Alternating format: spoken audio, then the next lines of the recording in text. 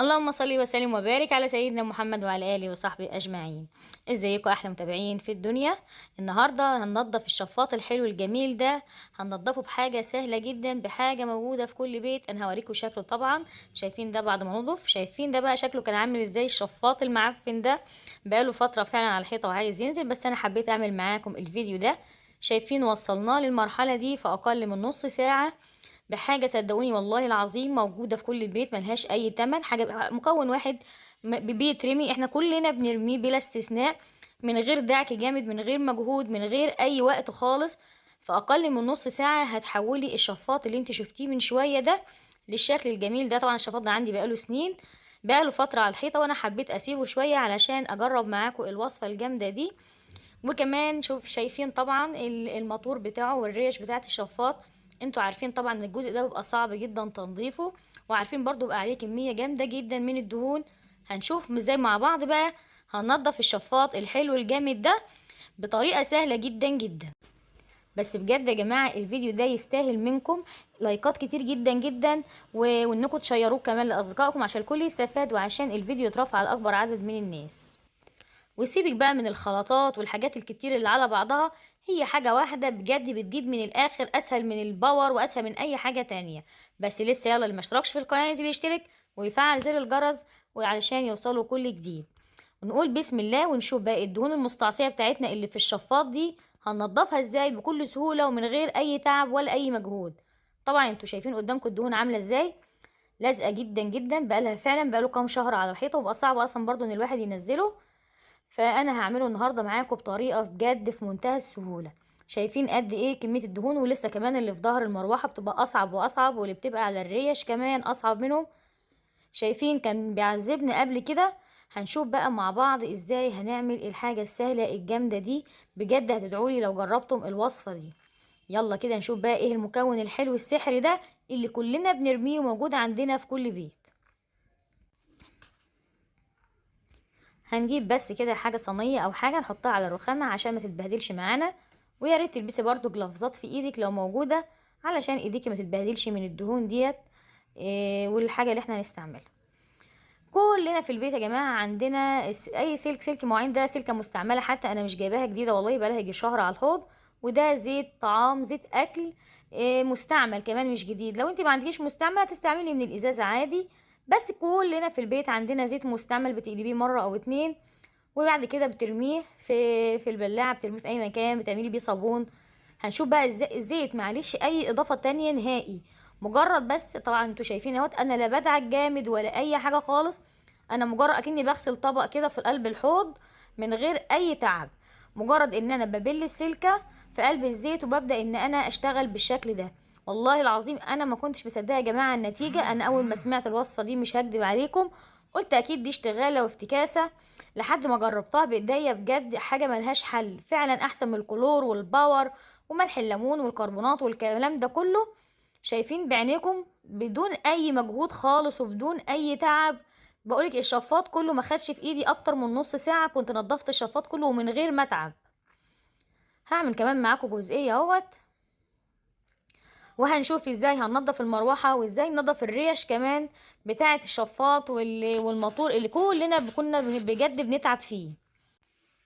والريش والموتور بجد برضو كانوا من الحاجات اللي بتبقى جد متعبة جدا جدا. دلوقتي ما شاء الله بكل سهولة، شايفين طبعا يعني مدى السهولة اللي الواحد بيستعملها. يلا كده واحنا بنتفرج على الوصفة الجميلة السهلة دي، اللي لسه ما اشتركش في القناة ينزل يشترك ويفعل زر الجرس ويعمل لايك للفيديو علشان الفيديو يترفع ويوصل لأكبر عدد من الناس. ويا ريت كمان نشيره لأصدقائنا علشان يستفادوا من الفكرة السهلة الجميلة دي. وبجد بجد يعني أنا عايزة تطبيقاتكم وتعليقاتكم كمان، تقولولي عملت معاكم ايه. يعني شايفين مدى السهولة اللي الواحد بيستخدمها. انا برضو مش عايزة افصل الفيديو، بس عشان ما اطولش عليكم هخلص بقى الجزء ده ونجيب المروحة نعملها مع بعض. وانا بس بوريكم كده بالمنديل، شايفين الدهون طالعة مفيش اي مشكلة خالص. زي ما بيقولوا كده لا يفل الحديد الا الحديد، سبحان الله، مع انها دهون بس اللي شالتها الدهون اللي زيها. وعلى فكرة يا جماعة وصفة الزيت دي ما بتنفعش للشفاطات بس، بتنفع للبوتاجاز، بتنفع للسيراميك، بتنفع لأي حاجة. هنجرب الزيت كمان مع المروحة، واحنا عارفين المروحة برضو بتبقى دهونها صعبة جدا، وخصوصا الظهر كمان مش الوش ده. الظهر بيبقى اصعب فعلا، لان بتبقى الدهون ناشفه عليه جدا جدا. والاول واحد كان بيعمل بميه سخنه وبفلاش وباور وحاجات من دي، وبرده كان بيتعب على ما بيطلع الدهون. دلوقتي شايفين من غير اي تعب ومن غير اي مجهود خالص، سبحان الله، بيكون زي ما بيكون بيتفاعل الزيوت بتتفاعل مع بعضها وبتسيح جدا، بتدوب لوحدها كده. شايفين الظهر طبعا بيبقى عامل ازاي؟ مجرد ان انت بس بتبلي السلكه من الزيت، يعني مش كميه كبيره ولا حاجه، وبتبداي تدعكي بالراحه بالشكل ده.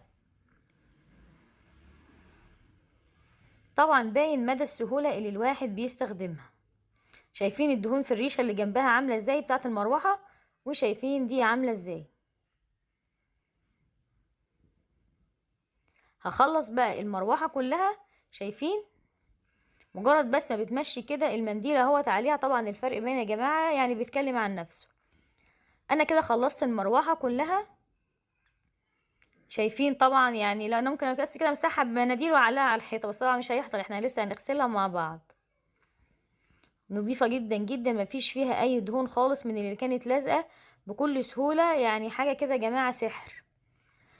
ده بقى المشكله التانية اللي هي الريش. شايفين قد ايه الدهون عماله تلزق في الايد. وطبعا ده ما بنعرفش بقى نحطه لا تحت ميه ولا حاجه عشان الموتور ما يبص مننا. ممكن تفكي الريش لو انت حابه تفكيها عشان يسهل عليك الغسيل، بس هو فعلا الزيت مش هيخليني محتاجه حتى ان انا افك الريش من مكانها. شايفين مجرد ما حطيت السلكه والزيت؟ حد كان يتوقع بجد ان الزيت ممكن يعمل كده؟ مفيش خالص يا جماعه والله، بجد طريقه سهله جدا جدا. هخلص بقى الريش بتاع الموتور ده كمان، ونشوف بقى هنغسله مع بعض ازاي علشان ما اطولش عليكم الفيديو. بكل سهوله كده اهوت بالسلكه، وبتبداي تمشي على الاماكن اللي فيها دهون بتلاقيها تطلع معاكي. بس الموتور مش هنحطه تحت الميه، هنمسحه بقى بمناديل او قطع قماش قديمه عندك، علشان مش هينفع نحط الموتور تحت الميه عشان ما يبص مننا. يعني اعملي كده بالسلكه والزيت، وبعد كده باي قماشه قديمه وابداي امسحيه. شايفين بيطلع بكل سهوله. انا خلاص كده هنا طبعا هشيل بقى، مش هسيب الزيت على الشفاط بتاعنا. انا طبعا ميه سخنه من الحنفيه وبشويه بريل من او صابون سائل، والليفه من غير سلك ومن غير اي حاجه. انتوا شايفين طبعا النتيجه قدامكم اهي بتتكلم عن نفسها بصراحه. مجرد بس كده ان انا بزيل الزيت اللي كان موجود على الشفاط، ما بياخدش مني اي وقت ولا اي مجهود. وطبعا الميه السخنه بتسهل عليا ان انا اتخلص من الزيوت دي بكل سهوله. وانت بتعملي كده لو لقيتي لسه اي حاجه، طبعا مش هتلاقي، بس لو لقيت بتمشي عليها بالسلك عادي بتطلع معاكي. ده بالنسبه طبعا المروحه اهيت برضو بنفس الطريقه، شويه ميه سخنين، ومجرد انك بتحطي شويه صابون سائل او بريل كده وبتبداي تغسليها تحت الميه السخنه، بتلاقيها نطفت معاكي ورجعت اكنها جديده. مش هتصدقي ان ده الشفاط اللي كان من نص ساعه شكله يعني استغفر الله العظيم. ولا بقى هتحتاجي بعد كده انك تغلفي شفاط ولا تعملي اي حاجه، لان بجد غسيله بقى من اسهل ما يكون. شايفين المروحه بقت بتلمع ازاي؟ انا عايزاكم، الشفاط ده اصلا بقاله سنين عندي، يعني رجع ما شاء الله اكنه جديد من تاني. شايفين شكله من مشكله يعني. بصوا يا جماعه والله من غير تعب ومن غير مجهود خالص ومن غير وقت، ومن حاجه كلنا بنرميها ملهاش اي سعر ولا اي تمن عندنا، حاجه متوفره في كل بيت. طبعا ده الشفاط اهوت بعد ما غسلته ونشف من الميه. طبعا هو يعني عايزه اجيب لكم صورته تاني قبل ما نغسله لو انتوش مصدقين شكله. شوفوا انتوا الفرق بين الاتنين في اقل من نص ساعه. حولنا الشفاط شكله يعني مش عايزه اقول شكله ايه، للشفاط ده رجع اكنه جديد ما شاء الله، ومن غير اي تعب ومن غير اي مجهود زي ما انتوا شايفين كده. ومن حاجه مش مكلفه خالص خالص، ولا يعني حاجه ملهاش تمن ولا ليها اي سعر. شايفين المروحه من ورا ومن قدام عامله ازاي؟ طبعا كنتوا شايفين ظهر المروحه دي قبل ما نغسلها كان شكله عامل ازاي. وكمان بصراحة الريش بتاعة الموتور بجد يا جماعة يعني تحفة جدا. نطفت، انا ما كنتش مصدقة ان هي تنضف معايا بالشكل ده.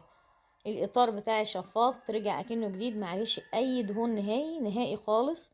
وادي المروحة كمان اهيت. وده الجزء المعدني اللي هي الريش والموتور بتاع الشفاط. شايفين شكله كان عامل ازاي وشايفين دلوقتي شكله عامل ازاي؟ ما شاء الله نضف جدا من غير ما احطه تحت المية ولا تحت اي حاجة. يا ريت بقى لو عجبنا الفيديو وعجبنا المكون اللي ملوش اي ثمن ده اللي نضفنا بيه الشفاط بدون اي مجهود ولا اي تعب، متنسوناش في اللايك والشير والسبسكرايب وتفعيل زر الجرس علشان يوصلكم كل جديد انا بنزله. اشوفكم فيديوهات تانية جديدة، والسلام عليكم ورحمة الله وبركاته.